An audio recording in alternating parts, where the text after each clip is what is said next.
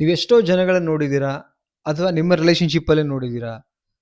ಅವರು ಬದಲಾಗ್ತಾರೇನೋ ಅನ್ನೋ ಎಕ್ಸ್‌ಪೆಕ್ಟೇಷನಲ್ಲಿ ನೀವು ಇರ್ತೀರಾ. ತುಂಬಾ ಟ್ರೈ ಮಾಡ್ತೀರಾ ಬದಲಾಗ್ತಾರೆ ಅಂತೇಳಿ. ಬಟ್ ಅವ್ರು ಬದಲಾಗ್ತಿರಲ್ಲ. ಅವರಲ್ಲಿ ಬದಲಾಗಲ್ಲ ಶಾಶ್ವತ ಅಂತ ನಾನೇ ಕನ್ಫರ್ಮ್ ಹೇಳ್ತೀನಿ ಈ ಲಕ್ಷಣಗಳ ಮುಖಾಂತರ. ಈ ನೇಚರ್ ಇರೋ ಈ ಲಕ್ಷಣ ಇರೋರು ಯಾವುದೇ ಕಾರಣಕ್ಕೆ ಬದಲಾಗಲ್ಲ. ಸೊ ಏನು ಅಂತ ನೋಡೋಣ ಅದಕ್ಕಿಂತ ಮುಂಚೆ ದಯವಿಟ್ಟು ಸಪೋರ್ಟ್ ಮಾಡಿ ನಮ್ಮ ಚಾನಲ್‌ಗೆ 50,000 ಸಬ್ಸ್ಕ್ರೈಬರ್ ಆಗಲಿ ಅಂತ ಹೇಳ್ತಾ ಆ್ಯಂಡ್ ಶೇರ್ ಮಾಡಿ, ಇಷ್ಟ ಆದರೆ ಲೈಕ್ ಮಾಡಿ. ಆ್ಯಂಡ್ ಕೌನ್ಸಿಲಿಂಗ್ ಬೇಕಾ ಕಾಂಟ್ಯಾಕ್ಟ್ ಮಾಡಿ. ಓಕೆ, ನಂಬರ್ ಹಾಕಿರ್ತೀನಿ, ಬಟ್ ಫೀಸ್ ಇರುತ್ತೆ. ಫಸ್ಟ್ ಪಾಯಿಂಟ್ ಏನಂತ ಹೇಳಿದ್ರೆ, ನಿಮ್ಮ ಭಾವನೆಗಳನ್ನು ಅರಿಯದ ವ್ಯಕ್ತಿ. ಯಾವ ವ್ಯಕ್ತಿ ನಿಮ್ಮ ಭಾವನೆಗಳನ್ನು ಅರ್ಥ ಮಾಡ್ಕೊಳ್ಳೋಕ್ಕೆ ಪ್ರಯತ್ನ ಪಡಲ್ವಲ್ಲ, ಅಲ್ಲಿ ಐ ಥಿಂಕ್ ನನ್ನ ಪ್ರಕಾರ ಭಾವನೆಗಳಿಲ್ಲ ಅಂದರೆ ಸತ್ತೋಗಿರೋ 2 ಪ್ರಾಣಿಗಳು ಬದುಕ್ತಿರೋ ಹಾಗೆ ಲೆಕ್ಕಾಚಾರ ನನ್ನ ಪ್ರಕಾರ. ಭಾವನೆಗಳೇ ಇಲ್ಲದೆ ಬದುಕ್ತಿರ್ಬೇಕಾದ್ರೆ ಯಾರೋ ಸತ್ತ ಹೆಣದ ಜೊತೆಗೆ ಇದೀವಿ ಅನ್ನೋ ಫೀಲ್ ಆಗತ್ತೆ.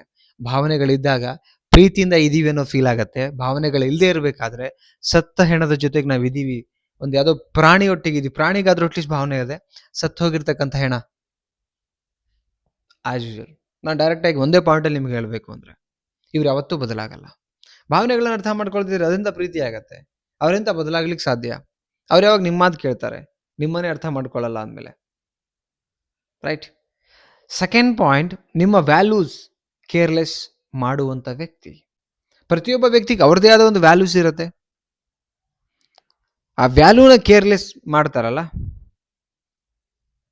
ಆ ವ್ಯಕ್ತಿ ಜೀವನದಲ್ಲಿ ಯಾವುದೇ ಕಾರಣಕ್ಕೂ ಕೂಡ ಬದಲಾಗಲ್ಲ. ಬಿಕಾಸ್ ಒಬ್ಬ ವ್ಯಕ್ತಿಯ ವ್ಯಾಲ್ಯೂಸನ್ನು ಕೇರ್ಲೆಸ್ ಮಾಡುವಂಥ ವ್ಯಕ್ತಿ ಯಾವತ್ತೂ ವ್ಯಾಲ್ಯೂಸನ್ನು ಉಳಿಸ್ಕೊಂಡು ಬದುಕಲ್ಲ ಜೀವನದಲ್ಲಿ. ಅವನಿಗೆ ವ್ಯಾಲ್ಯೂಸ್ ಲೈಕ್ ಸೆಲ್ಫ್ ರೆಸ್ಪೆಕ್ಟ್ ಮಾಡುವಂಥ ಮೆಂಟಾಲಿಟಿ ಇಲ್ಲ ಅಂದಮೇಲೆ ಇನ್ನು ಬದಲಾವಣೆ ಆಗೋದು ಮಾತು ತುಂಬ ದೂರ. ಎಷ್ಟೋ ಕರೆಕ್ಟ್ ಅಲ್ವಾ ನಾನು ಹೇಳ್ತಾ ಇರೋದು? ಪ್ರತಿಯೊಬ್ಬರಿಗೂ ಒಂದು ಸ್ಮಾಲ್ ಒಂದು ರೆಸ್ಪೆಕ್ಟ್ ಅನ್ನೋದಿದೆ. ಎಲ್ರಿಗೂ ಅವ್ರದ್ದೇ ಆದ ಒಂದು ರೆಸ್ಪೆಕ್ಟ್ ಇರುತ್ತೆ. ಅದನ್ನು ಗುರುತು ಮಾಡುವಂಥ, ಆ ರೆಸ್ಪೆಕ್ಟ್ ಮಾಡುವಂಥ ಮನಸ್ಥಿತಿ ಇಲ್ಲ ಅಂದರೆ ಬದಲಾವಣೆ ಎಲ್ಲಿಂದ ಬರುತ್ತೆ?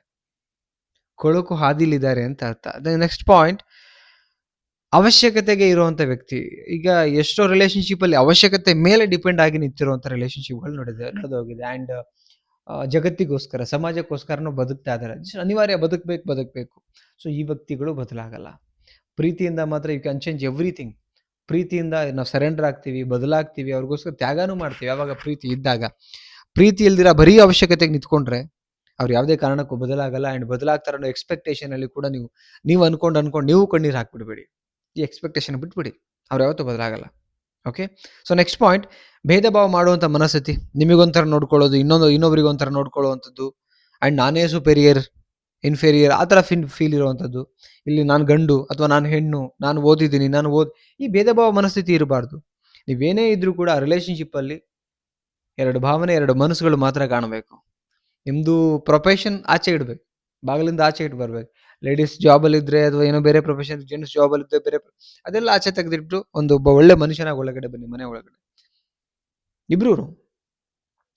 ಆವಾಗ ಅಲ್ಲಿ ಪ್ರೀತಿ ಉಳಿಯುತ್ತೆ. ಓಕೆ, ಇದು ಪಾಯಿಂಟ್. ಸೊ ನೆಕ್ಸ್ಟು ಭೇದ ಭಾವ ಆಯಿತು. ಅಹಂಕಾರ ಮನಸ್ಥಿತಿ. ನನ್ನಿಂದಾನೇ ಈ ಸಂಬಂಧ ಉಳಿದು ಹೋಗ್ತಿದೆ, ನಾನಿದ್ರೇ ಈ ಮನೆ ನಡೆಯೋದು, ನಾನಿದ್ರೇ ಈ ಪ್ರೀತಿ ಗೆಲ್ಲೋದು. ಬೇಡ.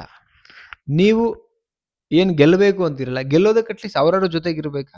ಒಬ್ಬರಿಗೆ ನಾನು ಅನ್ನೋದು ನಿಮ್ಮಲ್ಲಿದ್ರೆ ನೀವು ಒಬ್ಬರೇ ಗೆಲ್ಲಿ. ಹಾಗಾದ್ರೆ ಒಬ್ಬರೇ ಗೆಲ್ಲೋದ್ರಿಂದ ಸಂಬಂಧ ಅಂತ, ಈಗ ಒಬ್ಬರೇ ಸಂಬಂಧ ಮಾಡ್ಕೊಳಕ್ಕೆ ಹೆಂಗಾಗುತ್ತೆ? ಒಬ್ಬರಿದ್ದಾಗ ಒಬ್ಬಟ್ಟಿ ಅಂತ ಹೇಳ್ತೀವಿ ನಾವು. ಜೊತೆಗೆ ಇನ್ನೊಬ್ಬ ವ್ಯಕ್ತಿ ಇದ್ದಾಗ ಸಂಬಂಧ ಹೇಳ್ತೀವಿ. ಅವ್ರ ಜೊತೆಗಿದ್ದಾಗ ತಾನೇ ಗೆಲ್ಲೋಕೆ ಸಾಧ್ಯ. ಅದೆಂಗೆ? ನಾನು ಒಬ್ಬನೇ ಗೆಲ್ತೀನಿ, ನನ್ನಿಂದ ಅದ್ಯಾಕೆ ಫೀಲ್ ಬರುತ್ತೆ? I don't know. ಸೊ ಜನ ಯಾಕೆ ಜೊತೆಗಿದ್ದೀರಾ ಅಂದಮೇಲೆ, ಸೊ ಇಬ್ಬರಿಂದ ಗೆದ್ದಿದ್ದೀರಾ ನೀವು, ಇಬ್ಬರಿಂದ ಗೆದ್ದಿದ್ದೀರಾ. ಈ ಮನಸ್ಥಿತಿ ಇರಲಿ, ಈಗೋ ಬೇಡ. ಓಕೆ, ಐ ಹೋಪ್ ಈ ವಿಡಿಯೋ ಇಷ್ಟ ಆಗಿದೆ ಆ್ಯಂಡ್ ಕ್ಲಾರಿಟಿ ಕೊಟ್ಟಿದ್ದೆ ಅನ್ಕೋತೀನಿ. ಇಷ್ಟ ಆಗಿದ್ರೆ ಲೈಕ್ ಮಾಡಿ, ಎಲ್ರಿಗೂ ಶೇರ್ ಮಾಡಿ, ಕಮೆಂಟ್ ಸೆಕ್ಷನಲ್ಲಿ ಕಮೆಂಟ್ ಮಾಡಿ. ಮತ್ತೊಂದು ಟಾಪಿಕಲ್ಲಿ ಸಿಗೋಣ. Thank you so much. Bye.